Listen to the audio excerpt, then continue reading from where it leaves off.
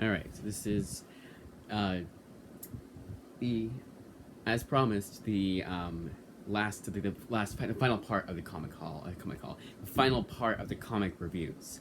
I had thought actually like Friday night before I went to bed, because we kind of had one of those things where I guess I didn't really factor in how long a movie would take. It's a 2 hour movie we watched, and then I just ran out of time. Basically, I read like 5 books, just an all-time low for me for a while. Like that's only been the case for like special events like Thanksgiving. Obviously, when I'm not going to read as much because I was there for 7 hours with the cousin I streamed with. It was basically that whole entire time was with him.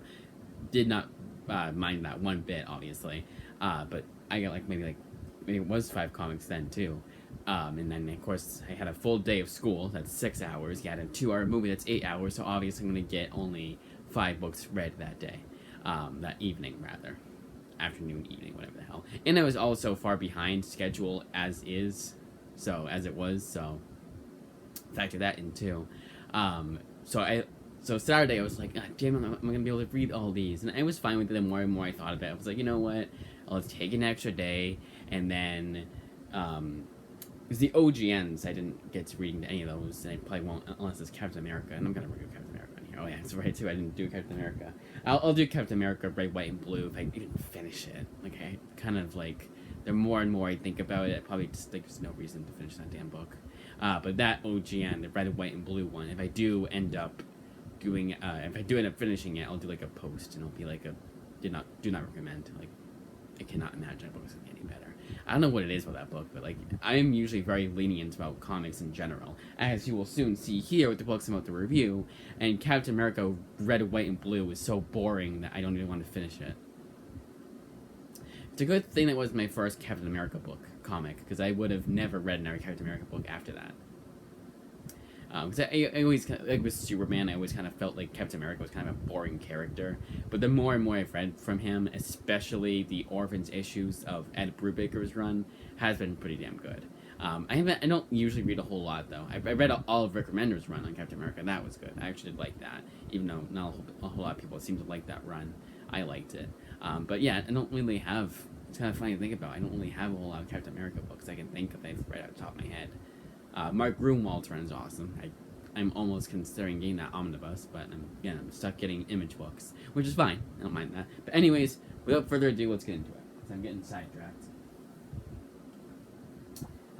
The next 2 volumes, volumes 6 and 7 of Black Science, and with the series when we're in volume 6 and 7 of a 9-volume series, and I've already read the first 7 volumes, my opinion is not going to change all that much. All I will say is that it's a series that keeps on getting good as it goes along. When this series started, I was kind of more or less reluctant to read the series, to read the newest issue, because the way I have these books, I have them stacked. So I'll do Black Science, and I'll do A Man Among Ye, and then I'll do Captain America. I'll read one of each. So I have it stacked in a pile wherever the hell I have them. Usually in my room, or I bring them with me, but usually in my room or just in a stack, in a stack pile.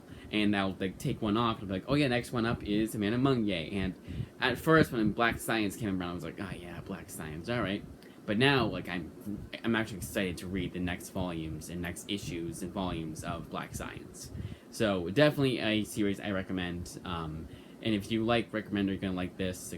That's pretty obvious. But I think even if you are skeptical to read this series, maybe you didn't like Rick Remender's Captain America, you will definitely like this. Like this is top tier indie work from Rick Remender, and I eagerly anticipate finally finishing his low, and then finally getting into Final Agent. No, Fear Agent.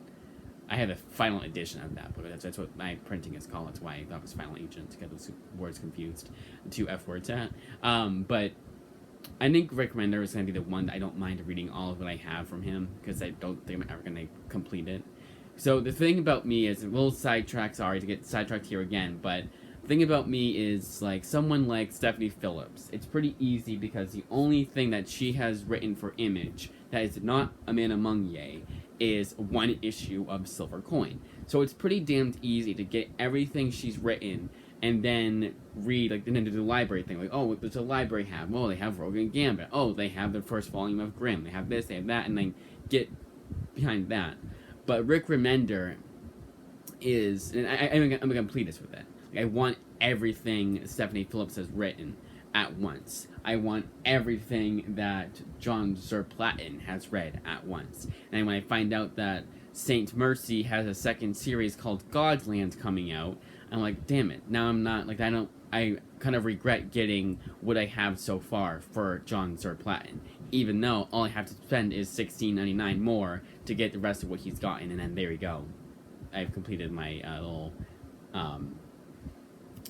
quest here, if you will, of getting everything I need by him. I say quest. I can't think of the other word, so I'm just going to use a funny word. But that's essentially how I am. I'm a completist. That's what a completist is. I want to get everything from that author. Now, I'm at least making it a little bit easier on myself. I don't need to get everything Stephanie Phillips has put pen to paper. No, just everything she'll pen to paper in that was published by Image. And so on. And not just her, obviously, but every single author I buy from. Now, there are certain exceptions, like Jeff Lemire and Rick Remender, and that's because they have, like, I think 2 series each going on right now at Image, but Rick Remender has, like, I think twice that amount, and that's just this month. He has a lot coming out, because he signed a deal with them, and now he can get paid billions of dollars to write each and every new series. So of course they'll come up with new series so he can keep getting paid. I would do the same if I was working for Image. I'm not going to act like I wouldn't do anything different.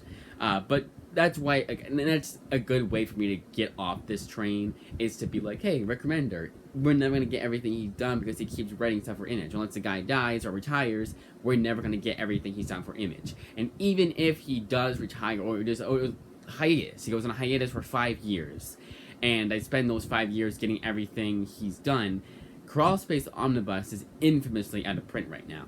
I would have to, it's $50 list price, and there is no way in hell I'm getting that in good condition for that price. So there's that. But that's a little sidetracked. That's kind of how I am with the Image books. But that's why I said to myself, you know what, I might as well just read everything I have so far for Rick Remender, because of the fact that he's also a really good writer, and like, why not do that? And he's also one of the more like, if you think of Image, other than Robert Kirkman, I would say a lot of people say, yeah, I've read this by Rick Remender and that by Rick Remender. You know, he's really popular. When you think of Image, you know, most people that think of Image probably think of Rick Remender and Robert Kirkman, and of course Mark Silvestri and Spawn, Todd McFarlane. Anyways, moving on. The next book, and this is A Man Among Ye, and this one I thought was absolutely spectacular. Now, is it as good as Black Science? No. I would say Black Science I would give like an 8 out of 10. This one I give like a 7.5 out of 10. It's not far behind because just how investing it is. You know, it isn't going to be like it's going to break new ground. It's not going to make you think of things differently, think of society differently. It's not like a Jordan Peele thing where they go way back to the days of pirates, and they're like, oh, this is like all the things wrong with it, and this is how, you know, it's not going to be anything like that. It's just a fun story. That's all it needs to be, and it knows what it is, and it succeeds in being a fun story with some pretty emotional moments here and there. Now, did I feel the emotions like wholeheartedly and like it's like Preacher for me? No, but it's 8 issues, so it's not going to be that, obviously. It's not going to obviously be that. But for what it is, I thought it was very good. Like, I still highly recommend it for what it is, but just don't go into it thinking it's going to be anything more than just a fun story. With some emotional moments, I'm going to say groundbreaking, with some, like, pretty, honestly, for, like, even though it is more about the characters than like, the action or anything like that, there is a good amount of action in it. I think there's, like, it also does, it's also very fast-paced. You could probably, if you dedicate yourself to it, you could read this whole series in one day and have no, like, if you like me and take a break in between reading each issue, you can read it in one day, no problem. Like, knock it all out in one day, no problem. Godfell by Christopher Sabala, and this is by far the best thing I've read by him. The best thing I've read by him. The best book I've read by him. He isn't the best writer in my opinion, but I do. Like, I have everything from him by Image, and I don't regret buying everything at once from him by Image without knowing who he really was as a writer. I had read Crowded issue 1. That's why I got that, because I was like, you know what, when I get that? Because it was one of those things where I read it at first, I was like, oh, that's terrible, I'm glad I'm not, let's take that off our list and everything else by him. But then the more and more I thought about it, the more and more it was like, the one problem you have with it is very minor, and if you like everything else by it, and you're intrigued to know what happens next, you might as well just put those books back on my list. And that's why I don't regret having everything from Image by Christopher Sabala, at least until now, and why I really don't regret getting everything from him, because it proves that he's not just a dirtbag rapture writer, because that book I did not like at all. Welcome Back I thought was okay, but nothing like really, and also Blink I thought was okay, but nothing really like stuck with me. This is absolutely spectacular. I think everyone should read this book, even if you're on that side of YouTube. Comics YouTube. This is a reread, Rebels, and honestly, it hasn't been that long. It has been a good amount of time since I last read this book. I am going to keep it really brief and assume that everyone had, of course, I know it's stupid to assume this, but assume that everyone already knows how I feel about this book, and go off that and say this has not changed. This is still a fantastic comic that I think everyone should check out. Brian Wood makes historical fiction interesting, and that is insane. It's a pretty hard feat to beat, especially a pretty hard feat to... Why does that sound right? Pretty hard feat to beat. It rhymes, it sounds fine, I don't know. But it's pretty hard feat to accomplish, I guess is a better word. Because it's the American Revolution. When you were learning that in high school, it was a really boring subject for the majority of people.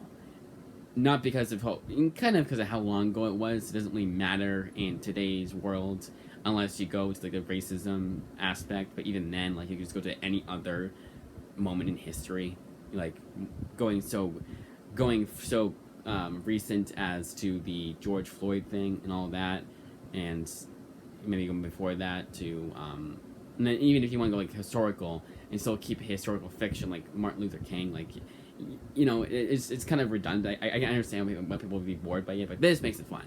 I think every history teacher should read this, and then they can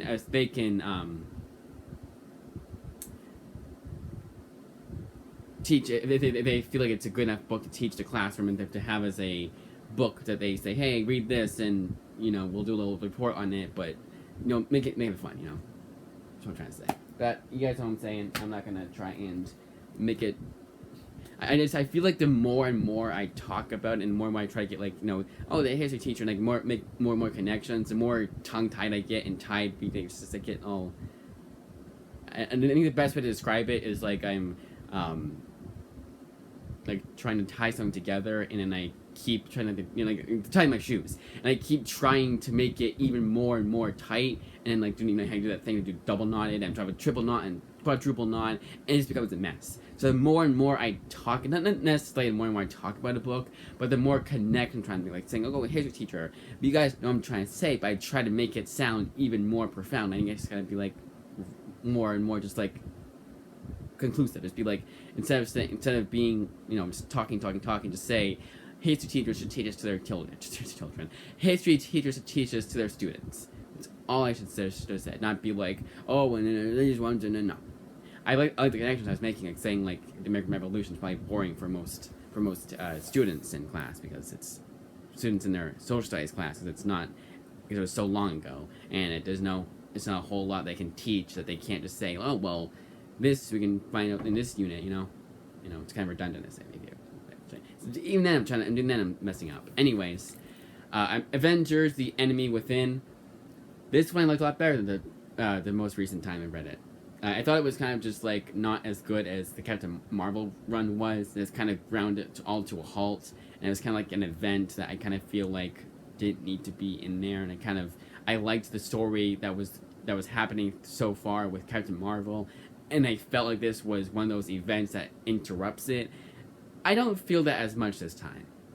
And I actually do like this. I actually do like this little event. It's only between the two series, Avengers Assemble and Captain Marvel, both of which were written by Kelly Sue DeConnick at the time. So, it's not like it was all the Avengers books. No, it's just the Avengers book that she was writing anyways, along with Captain Marvel.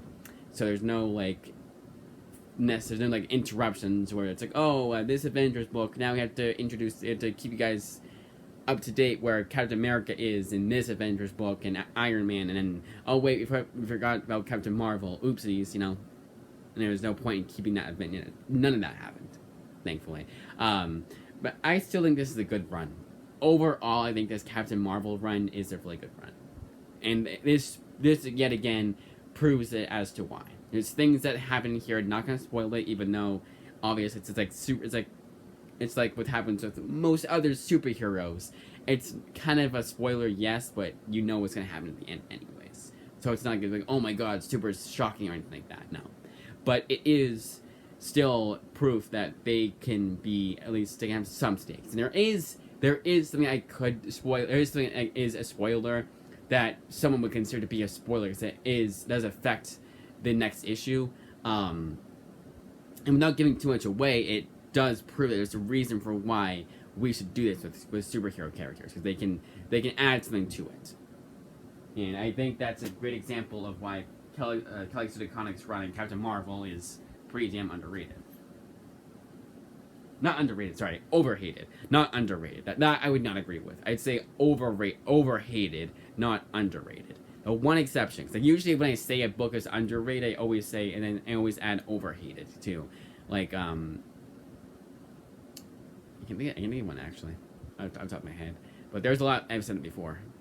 I wouldn't say it's underrated, because a lot of people know about her run on Captain Marvel. It got an omnibus after all.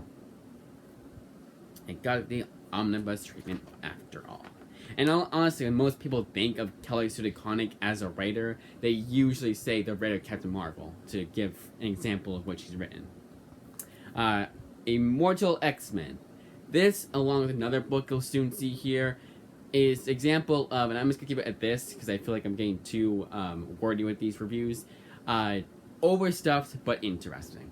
And what I mean by that is that each issue you felt each and every page. And that's not usually that's not usually something I feel with modern comics. Usually with modern comics, they feel the same. Captain Marvel feels like the same length as Black Science. They don't feel like I don't feel each and every page, but I feel like I've read an issue of a comic. I feel like I've read part of a story in the same sense as with both. This, I felt every single page. And honestly, I kind of lost the plot a lot. It's a very not out there. It's very, there's a lot of dialogue, there's a lot going on in this comic, and not necessarily in the sense that, because there's so many X-Men books going around. No, just in this comic in general, I lost the plot a lot of the time.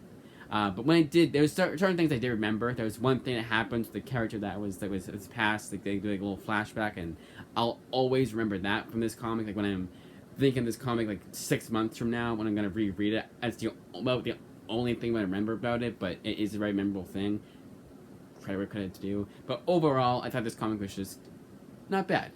I think I would dock point. I would definitely dock points because of how long each issue felt, but I still thought it was good.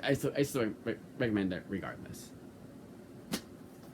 Ultimate Fantastic Four is like how I feel like a lot of the Ultimate books and New 52 books, and I think they're overhated. I really think they're overhated. I have yet to read a terrible Ultimates comic. And I know Ultimatum is awful, and Ultimates 3 is awful, and New 52, it really is bad with New 52. Okay, Suicide Squad was a bit, even then, you knew it was going to be different, so anything you say, it's different than this, different than that, yeah, that's the whole point.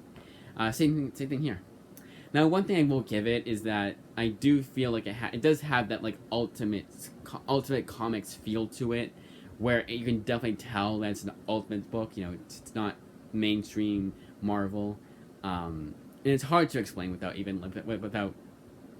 someone who has read it before knowing what I'm talking about. I can't really explain to new readers, but it's still good. I still recommend it, and there's still a reason to. Now, would I recommend this to someone who's just getting into Fantastic Four? No. That's the one exception I will give. I will say, because I've read a good amount of Fantastic Four comics, I know that it gets better than this. Like, this is a bit, I would say, a bit basic, and they kind of do take their time, because they know that most people that are reading this, or at least like grand majority, who have read Fantastic Four books beforehand, so they want to take their time with something like, a good example is Ultimate Spider-Man. It takes, this is as stupid to say as a spoiler, it takes a while for them to kill off Uncle Ben. And that's something I really liked, because he dies right smack dab in the first appearance of Spider-Man. That's what gets him to become Spider-Man. But Ultimate Spider-Man, take his time. And I really do applaud them for doing that. Applaud Brian Bendis for doing that. And that's kind of a similar thing here.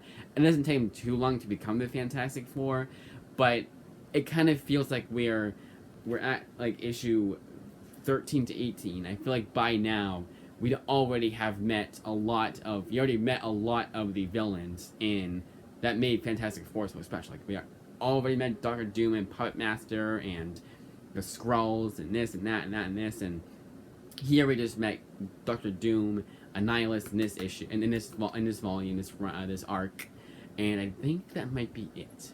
I'm probably forgetting one or two others, but they take their time, and I really do like that. But I think my point I was trying to get at is that it's good. Each has I don't mind that I don't mind that the regular Fantastic Four from the 60s goes a bit quicker. Same with Spider-Man. I know that was a product of time. There's a reason why I did that. There's a reason why they did it back then. They do what they did back then and do what they do here now. But I just think it's good. And it's not just that I would say to not have this be someone's first Fantastic Four book. I also do think it's a bit undercooked. I will give it that. Like a lot of Ultimate books that aren't Ultimate Spider-Man, it is a bit undercooked. But I still like it. And today I thought. No, maybe it was just the one Star Wars book. Usually I have Darth Vader with a Star Wars book, but it's just a Star Wars book. I must have returned. I did obviously. I'll return Darth Vader beforehand. But Star Wars by Jason Aaron, like with Darth Vader by Kieran Gillen, I really cannot choose which one I like better. This one I would say, if I had, again, gun pointed to my head, I would say this purely because of the fact that I remember more from this than I do from Darth Vader's run, to Kieran Gillen's run, Darth Vader. More because Kieran Gillen, like with Ultimate Immortal X-Men, there's a lot going on, and you kind of lose certain details here and there, so there's just like a lot going on. But this, it's more, Jason Aaron knows how to, I guess, remind you what's going on, kind of thing. He doesn't make it too over ambitious. He keeps it very straightforward, but in a good way. And again, it's that and Darth Vader are my go-tos for Star Wars. If I want to read a good Star Wars comic, and I haven't read those in a long time, I go there. To scratch that itch, if you will. Clean Run Volume 1 by Gail Simone. I'm going to read this along with her other work that I read recently, Batgirl. Both of these prove that the hate for Gail Simone's writing, or overall hate for Gail Simone is not warranted, at least as far as her writing is concerned. Because both of these are unique, have a reason for existing, especially in Batgirl's case. There's a lot of Batgirl comics, and prove that she's a damn good writer. That's all I gotta say. Because I don't want to spoil too much for Clean Room. I want you guys going in as blind as I did. Midnighter by Steve Orlando is pretty damn good. A little messy here and there, but I want to check out Volume 2. And I want to check out the spin-off series too. And if my library doesn't have just one volume of a 3-volume series, I will get next time it's on sale, I will get the Kindle edition and not mind one bit. Now, it's a bit messy here and there. It's not perfect. And when I go over my out of 10 reviews, that's the best way of showing guys that it's not a super high recommend, despite the fact that I really liked it. So I'll get the Kindle edition if it's on there. And it's more just because I'm not sure if I will have the entire series. I don't know. Gotham Academy, like how it's been the whole entire series thus far. This has gone from a reread because I'm giving a second chance to just a second volume. Me forgetting that it was that and saying, I think I even said, this is what I liked so much that I'm every 6 month rule. And that is an incredible feat to beat. And this did it. A Brendan Fletcher book, no less. You guys know how I feel about Brendan Fletcher. If you want to talk about bad Batgirl runs, he has by far the worst I've read thus far. Have not read a whole lot of Batgirl comics, but that's been the worst so far. And that comes right after Gail Simone's run, because she got kicked off, she got fired for some stupid bullshit on Twitter, and like it was actually warranted. Like, I think even people that hate her would say, yeah, that was a bit much. But they probably started her whole arc. Anyways, Preacher Book 3. This series, my favorite comic of all time. I'm surprised this is still not in my personal... The whole entire series is still not in my personal collection. Because, again, my favorite comic of all time. Enough said. And it has not... even on my 40th reread of Preacher, I have not gotten sick and tired of it one bit. And neither has it gone down at all. Like, it's still a 10 out of 10. And it will not go 1 point below that. Not even 9.9. It will always say 10 out of 10. Wonder Woman, Volume 1, the Brian Azzarello run. There's a reason why I said I've not read a bad New 52 comic, and why I say New 52 along with the Ultimate Universe is overhated, because this is a great reason why. This is such a damn good run. Brian Azzarello, I think, might just be my second favorite writer behind Garth Ennis. And because I feel like I've read more by Brian Azzarello than I have with Garth Ennis, I think technically I should say he's my favorite, but I also feel like the more and more I'm thinking about it right now in my head, I think it's about equal Jesus Christ. I think it's about equal amounts. And 60 issues of Preacher, too. Like you can't... At that point, you kind of have to say, like, even if I read 3 more series by Brian Azzarello than I have with Garth Ennis, that's still 60 issues of Preacher, plus Night Witches, plus the other Dead Reckoning comic I can't remember the name of, String Bags, plus First One of the Boys, plus a bunch of others, plus one orphaned issue of his Ghost Rider run I really liked. So, I've read enough by both writers to say that I've not read a single thing by them that I hated, and can say it with confidence, without saying, without being like, well, obviously that's the case because I've only read 2 things by them. No, I've read at least 3 of them each. Final Crisis is the other comic. I said that.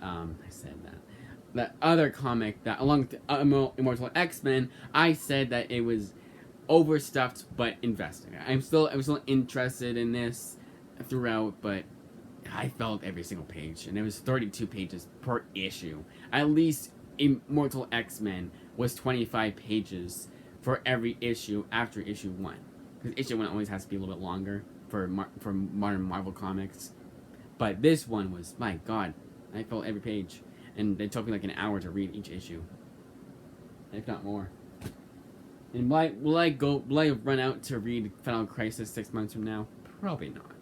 I'll probably go to read his Batman run, or his the Batman and Robin run specifically, or his Joe the Barbarian, or any other thing by him. Because I do admit, I do jump on the bandwagon that everyone else has jumped on, that it is also a mess. Finally, last but not least, Global Frequency. It's a Wildstorm comic, but a good Wildstorm comic. It has all the tropes of a Wildstorm comic. It's not really that great. It's very undercooked, and it's honestly like, no one's gonna say Wildstorm's underrated hit, unless we're talking about Wildstorm as a whole. Like, you know what I mean? What I was trying to say is, no one's gonna say Wildstorm is underrated just because of Global Frequency. No, there's a reason why Wildstorm doesn't exist anymore, and no one really talks about them anymore. And I hate to say it, but Global Frequency is not doing them too many favors. It tries its hardest to do that, and it almost gets there, but not quite. That was perfect. Wow, there we go. Alright, then we go through these again, and we'll do a out of 10 review. Alright. Black Science. If I've given this anything below or above an 8 out of 10, I apologize, but 8 out of 10 for both these. 8.5. Let's do that. So I can further defend myself. But yeah, 8.5 out of 10 for Black Science. Amanda Munye, I said 7.5. I'll stick to 7.5. Still recommend it. Anything above a 6 as a recommend. And even a 6 out of 10 is like a slight recommend. Like, it's good, but not great. It's okay, you know. It's still, it's again, it's not like a huge, it's not like a highly recommend. Like, if you, a 6 out of 10 is a good way of saying if you find it at a discount, definitely pick it up.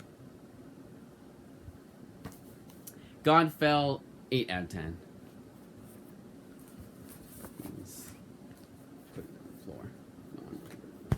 Why did I put them in the bed? I don't know why. That's super stutter. That's just asking for a huge avalanche. Rebels, 9 out of 10. Easy 9 out of 10.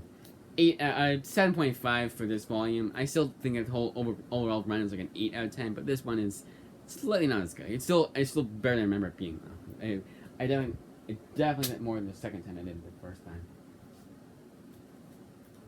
Immortal X-Men. I could not say Immortal X-Men. I always say like Immortal. If I do it any other way, you're not gonna. You can't tell what I said. But 6.5 out of 10.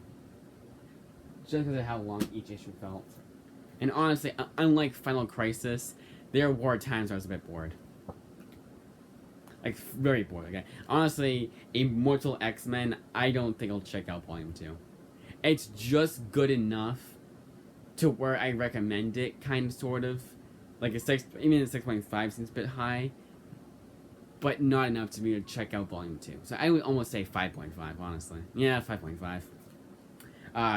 Ultimate FF, Volume 3, 8 out of 10. 8 out of 10 is a good score. 7 out of 10 seems too low. Star Wars, 9 out of 10, 9.5 out of 10. Clean Room, 8 out of 10. Batgirl, 9 out of 10. Midnighter, 7 out of 10. Gotham Academy, 7.5 out of 10. Preacher, 10 out of 10. It's pretty obvious. Wonder Woman, 9.5 out of 10. Solid 6 for Final Crisis. And Global Frequency gets a 5.5. 6 out of 10. You know what? We'll do 6.5 for Final Crisis and then 6 out of 10 for Global Frequency. They're not that far behind. Honestly, I would say 6 out of 10 for each. Because Global Frequency has the upside for being, for the most part being fast paced. It was like average comic length. I did not feel every page of that like how it is for almost every modern comic for me. However, it also is very undercooked. So that's why it goes down to the 6 out of 10 range. Still recommend it, and if you can find that deluxe edition for half off, definitely get it. Definitely get it. If not, to put more money in, actually, I don't know how that would work. I was gonna say to put more money into Warren Ellis's pocket, but it's DC Wildstorm, and actually it's DC. So I don't think Vertigo is anything different. Like, I don't think the page rates any different, any better than it is for DC Comics. But I always just assumed that it was technically an indie publisher, like how Image pays them better than DC Comics does. Kind of thought like Vertigo was kind of like the bridge that gaps the two, but I don't think it is. And the more I think about it, the more I think how stupid it is to think that. But no, the publisher is different, isn't it? Karen Berger was the publisher for a long time, but was she the publisher of DC Comics, or was it different? And even then, I don't know. Someone can explain to me. Actually, I'm very interested looking it up. But anyways, that's it. 34 minutes. I'm going over 20 comics at most. That's what happens when I get sidetracked. But that, as I say, is that I've kept you guys long enough, and myself too.